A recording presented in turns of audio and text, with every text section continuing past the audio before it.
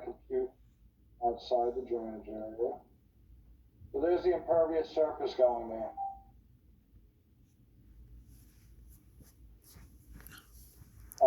You can get away with saying the rest is all woods. Make it easy. Right? So here's this. There's also labels you can make for even polylines could be labeled. That's a polyline, single segment, area, impervious, ed. And you can come in and change it. Maybe you want it actually acres. Do I have it at acres? I don't. But you can edit the label style to get what you want. And you can use that information to compute your runoff coefficient for the drainage area. So we had 1.6. Well, let's say this is 1.5. And your coefficients, and this was 0.1. Your runoff coefficients I'll show you how to set them up, but these are definitely not the ones I want here. They have one for impervious, and they have a calculation here that it's going to do for you to compute. There's also the same TR55 time of concentration calculator. You guys should be computing your longest path. And you should be using any path greater than 10 minutes, which is the minimum time of concentration for the rational method in New Jersey. And you guys should all know that from knowing the stormwater. But you can either use the TR55 calculator, and you should show your longest path. We know at these inlets here that you're not going to get a time of concentration greater than 10 minutes. So you can just type in your user value of 10 minutes and move on, right? So now it's going to ask you for the information of the pipe.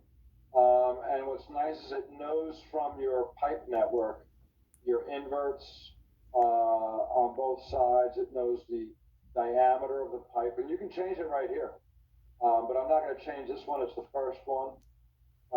Your span, your rise and span, and that's how you can get circular, box, or elliptical pipe. You can change your Manning's N. These should actually be 013 for it's plastic pipe, so 012 is actually good for HDPE. And your pipe information is set. Now what we need to do is define what that junction is. And we know that that junction is not a manhole. We know it's a combination of that. And we know that it's on grade. It's not in a sag condition. This makes it easy on you, but you do have to note when you're in a sag condition. I'll get to that in a minute. You come in here and your bypass target can be off-site, or what you should really be doing is making it the next line in the run, which is, I gotta change my labels to see. It says it's 11, but I don't believe it's labeled right. So I'm gonna keep it off-site for now. You put in your inlet length. Your throat height is going to be for B inlet probably 0.5. Someone check that value in the help. Here's your grate for your drop. Oh, this is your curb grate drop. You don't have curb drop. No.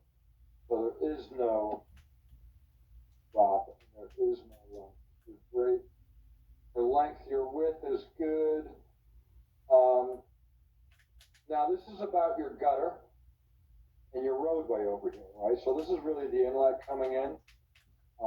We define it as a curve. If I change this to manhole, head wall, or whatever, different information is going to be required, right? Like when you have a manhole, you won't have a grate to be putting in there. But over here, on this side, I've got my road cross slope. We know it. It's 2%, right? 0.02. And our gutter, we don't have a gutter. Our gutter width, but our longitudinal slope, that's your roadway profile, right? That's how fast the water is running down the road. And in this case, it's a cross pipe. So my longitudinal slope is only that same 2%.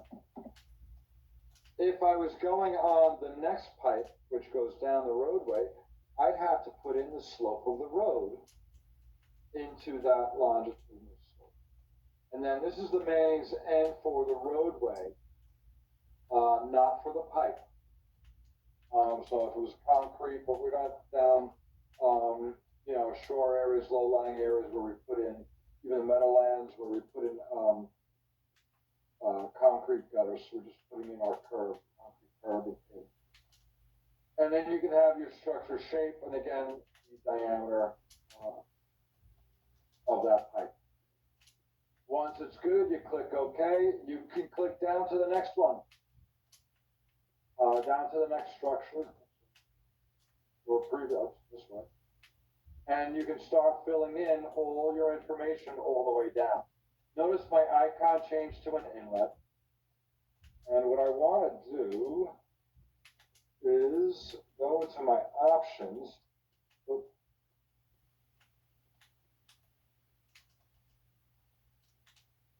Plan view, labels, show line IDs. If that's what you probably want to see. Again, use your zoom buttons up in this corner. See things a little better. And again, it's going to help you when you start running this. But again, you'd have to come down and you'd have to change each one. Combination inlet. Right, the bypass target in this case is actually 14, which is P2. Which is actually line 11. And this is important. You don't really need it, but it's important if you were doing HDL calculations. I didn't ask you to do that. I'm only asking you to do capacity and also inlet calculations. But all right, so it's going to send it off-site. Go back to my combination inlet. If you get errors with that, don't bother. I'm set up to do this capacity only. So I'm not expecting that to work. It has my grate length and width. And again, my cross slope is at 0.02. I don't have a depression. I don't have a gutter width. My longitudinal slope is the slope of my road. So I'd come back here, and it's on this pipe, and the water that's getting in there is really this line here. So I could put a slope label on there. I think I actually have one that does slope.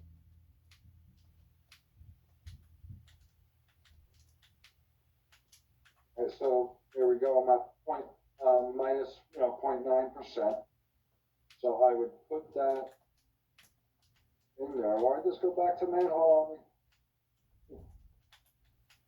only? Combination inlet, road cross slope 0.02, local depression cross slope gutter width, longitudinal slope 0.92, circular, hit OK, and now it holds.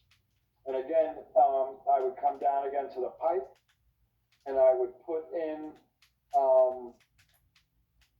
my drainage area. I would compute my coefficient and compute my time of concentration, or enter it into the time. And something else you should know.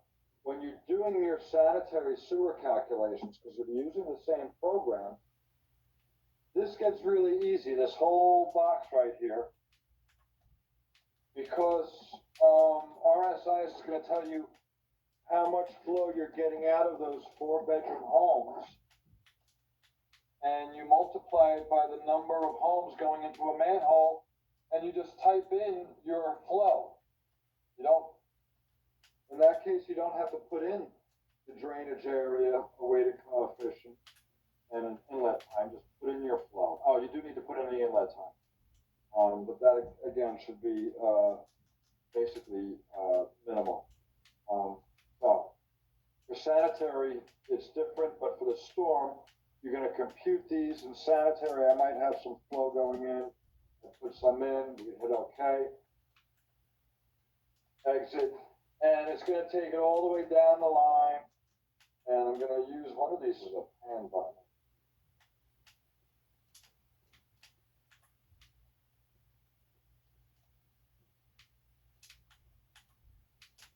Yeah, no, there is no pan, but that does the extents, and then you can do your window again.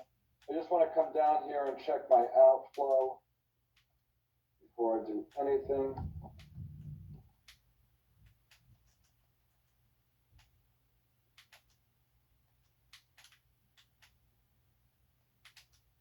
Yeah, sometimes they're a pain in the neck to select, but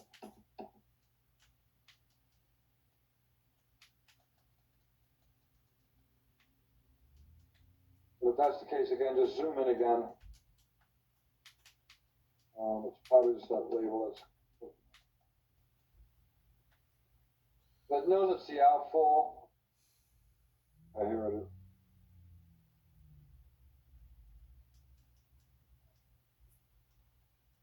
So there shouldn't be anything to configure.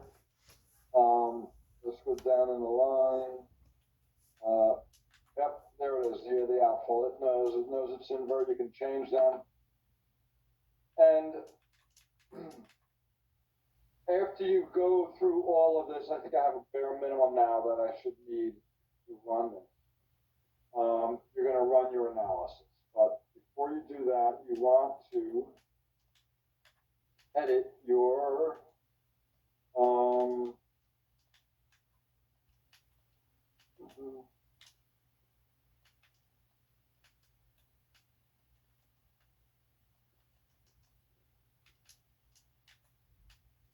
this is the different calculations. You're going to be doing a capacity only calculation. But before I get there, I want to, and you're going to do it for the correct storm. All right.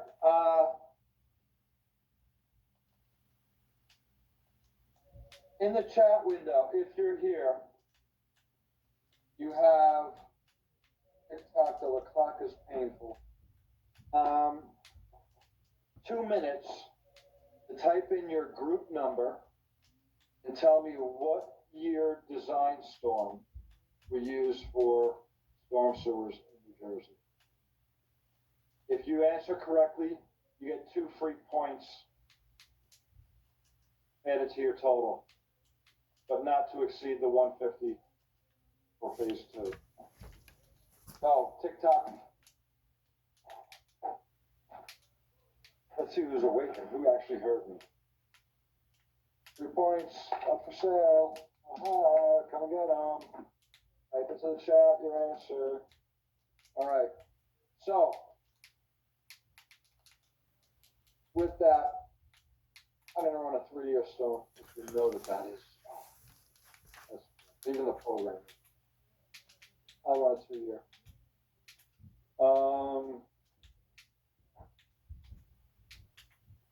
Options.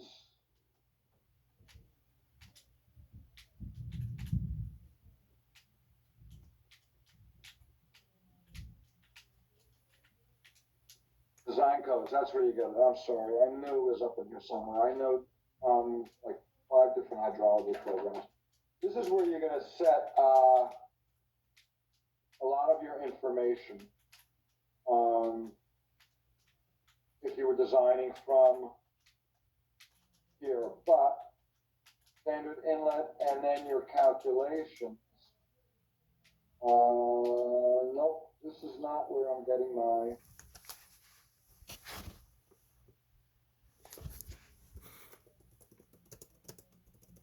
Oh man, I got 2 guesses so far. guesses so far? And I'm not giving up the answer yet, but all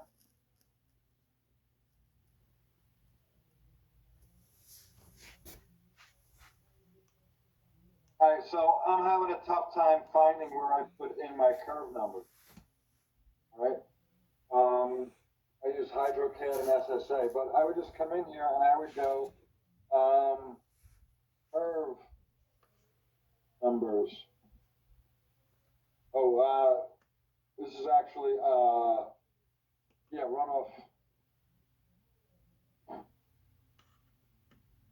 coefficient. And it's going to go through and search runoff coefficients. It will tell me how I get to them.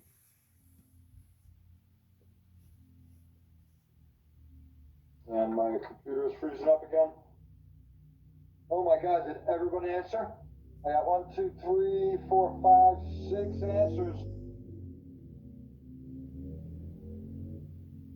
Unfortunately, nobody gets any free points.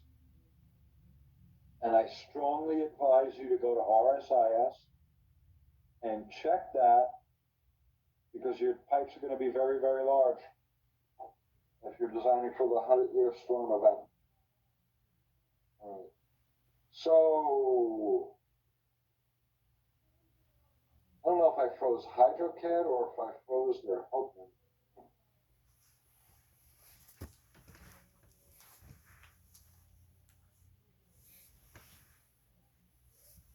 But that Helpman,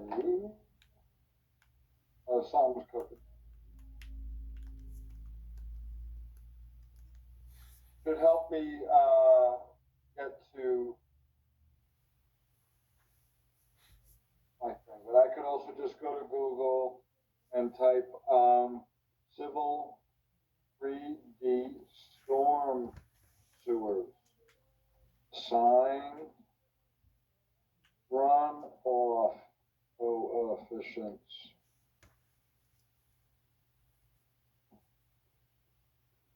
There you go.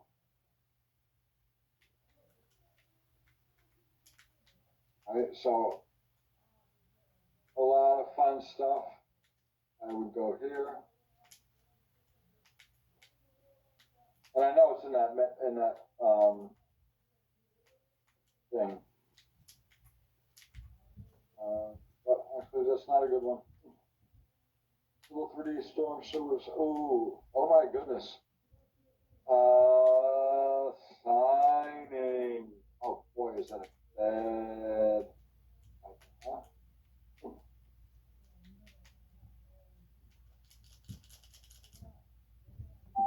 All right.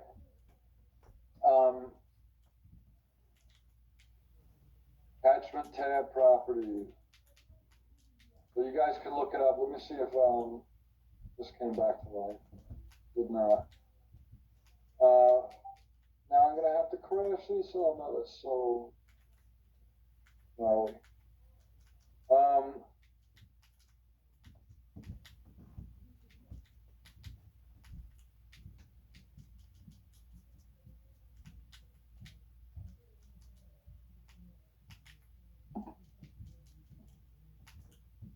Give me a second here.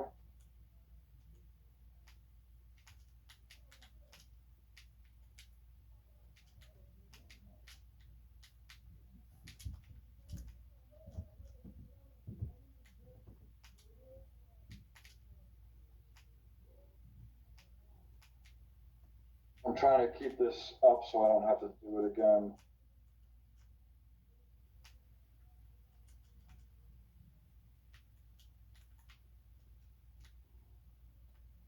And it doesn't look like it's gonna work. Okay.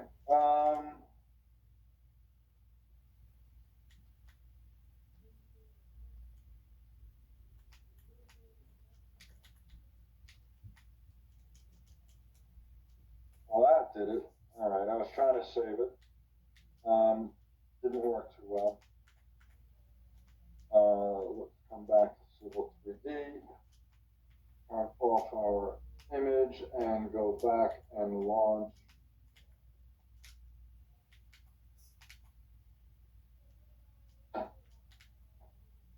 Storm sewers again.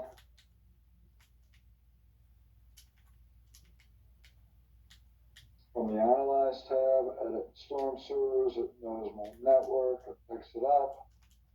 And I don't think it saved anything. So I'm going to override it. And I'm just going to put in some information really quick into the first one.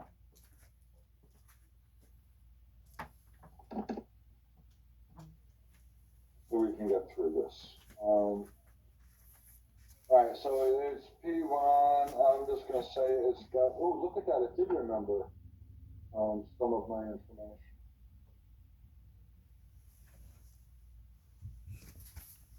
Again, I was looking to find out where, if you notice, you can't change the coefficients here. There's a dialog box hidden somewhere in one of these menus that allows you to assign those values. I got to go dig it out. All right, so with this, what I'm going to do is I'm just going to put in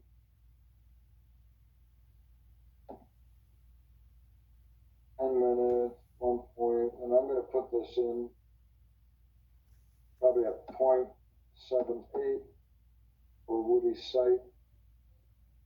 You hit OK. I'm going to change this. This has to be an inlet. Combination inlet.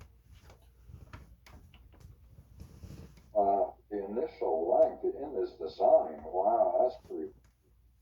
But the curve drop inlet will go with the length of 4.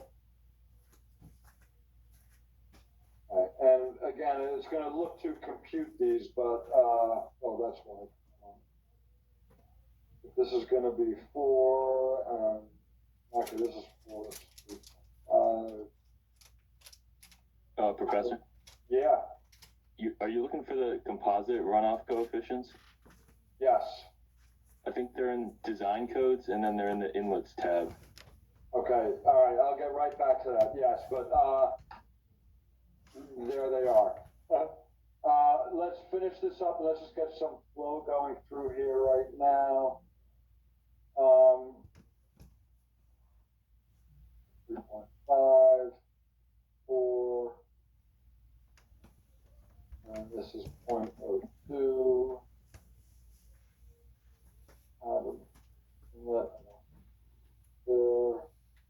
This first one had a longitudinal slope of 0.02. Again, remember, longitudinal slope is the roadway slope. And this is the Manning's N for the road. We hit OK. It takes that. I now have some flow going into the system at minimum, albeit just from one inlet. And you were in edit design codes, and there you go, inlets. You come over here, and here are your runoff codes. So we know 0.99 for impervious. I think you guys had something around 0.54 and 0.45 for a C-value soil. You hit OK, and you go back, and now every time you type them into your inlets, those values will be there and be used. But once you get it, you hit your run. And again, check your storm, because the 100-year storm is not correct. Do a capacity only, and hit OK, and you can do your results. Now, your results, you're probably going to want to create a custom report, because none of these really gives you everything you need. What you need to do is compare the flow rate to the capacity of the pipe. And here's the flow rate, but I don't see capacity. I think the FLDOT has a pretty good one. Actually, yeah, it has a very good one, right? So here you can see the total flow, additional Q into the pipe, invert, outward, and this only has no. You can use this My Report, and you can choose a custom report, but the two columns that we really need to compare are the inlet capacity and the inlet, I'm not sure if I'm saying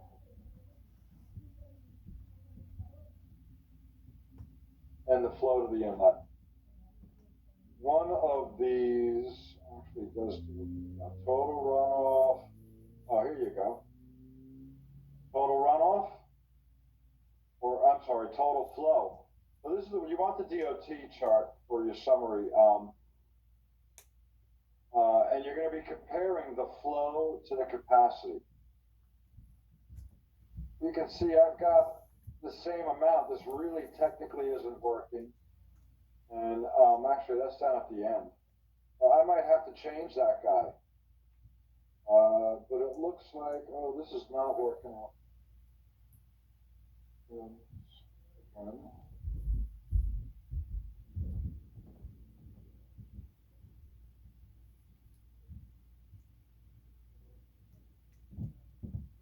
Yeah, this is odd because these values are the same and they should not. That's your inlet capacity. You're not really doing that. How?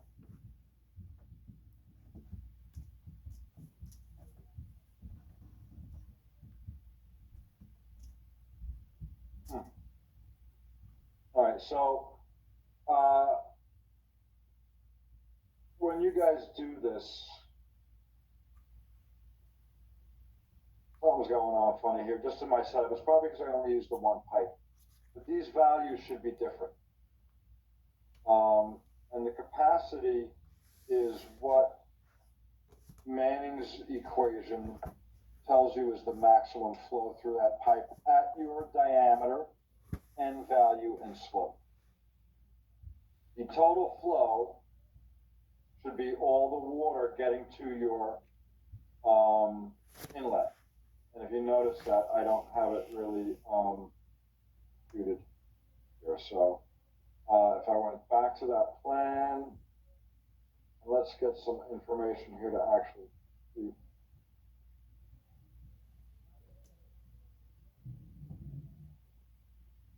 Here's my dialogue. I pipe. Oh, I thought we put some. And notice it picked up the coefficients that we had put in there, and it computed the rated C.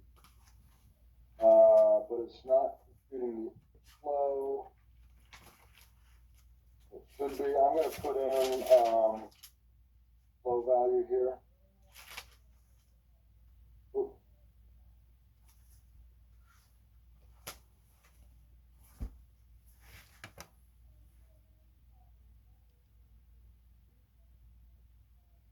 Now I'm going to run.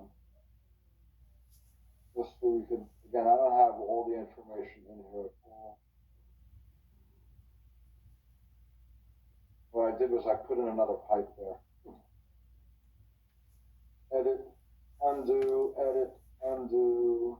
Let's zoom in again and make sure that.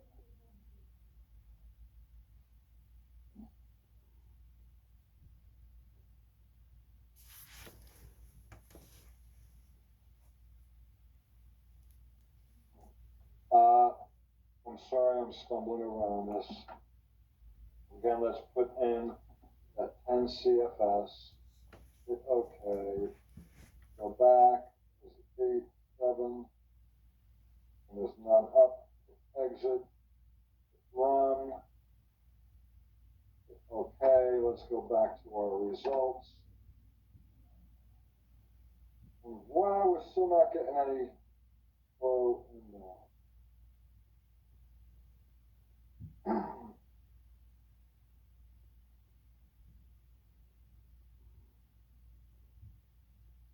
And it should have picked up the known Q. Oh, Professor, Yeah, doesn't it when it's you're running it like at the capacity calculation? I read that it like disregards a known Q if you input it.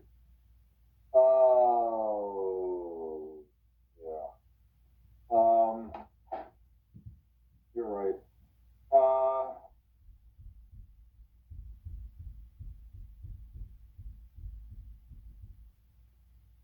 All right, so I just want to say,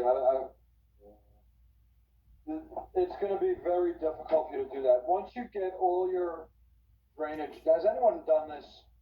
I know I've used it, but it takes a while. You're going to have to put in all your information in there to get that flow going into those pipes. And you need to define all your pipes as manholes and inlets all the way down. And combination inlet, again, okay. You'd have to get in your road slope.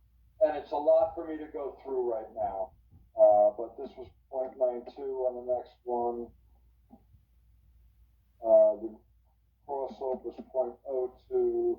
The Manning's end was 0.011.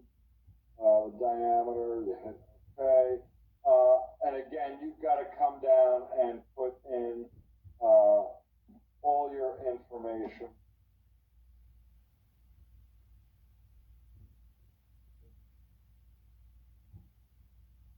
I don't want to go through this whole thing, but I think I'm going to have to go through a few of them.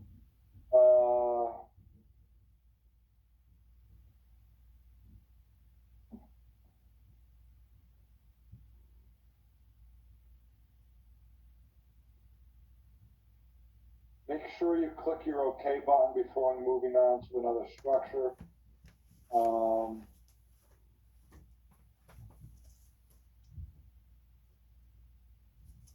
See if we can get some flow out of this now. Breathe.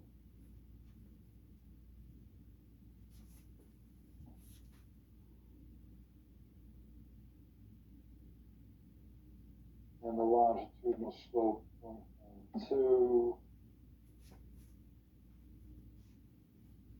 Okay. Okay, let's see if we get some flows now.